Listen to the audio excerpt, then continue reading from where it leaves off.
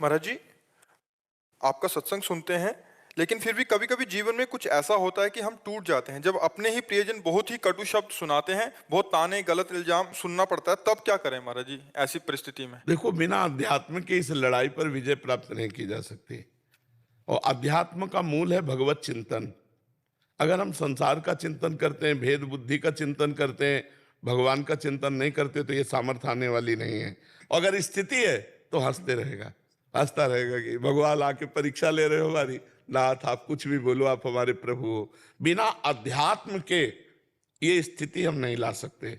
तो हमें अध्यात्म का स्वरूप है संसार के चिंतन को छोड़ना और भगवान के चिंतन को करना। अब भगवान का चिंतन नाम से करो, रूप से करो, लीला से करो, धाम से करो, तो आपको अध्यात्म बल एकत्रित करना होगा।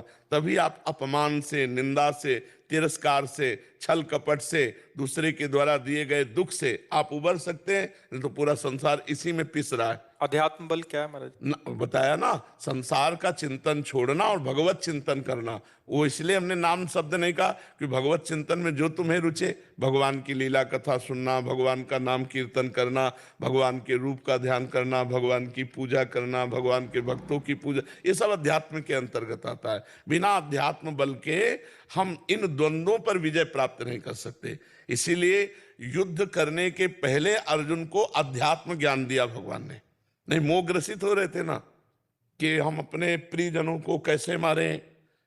भगवान ने अध्यात्म ज्ञान जब दिया तो नष्टो मोहा स्मृतिर्लब्धा त्वत्प्रसादान में अच्युता। मोह का नाश हुआ, भगवत स्मृति जागृत हुई, गांडियों में प्रत्यंचा चढ़ाई, काट काट के रख दिया। मोह का नाश हो गया ना, कि जो मोह था कि मेरे परिवार के मेरे ऐसे।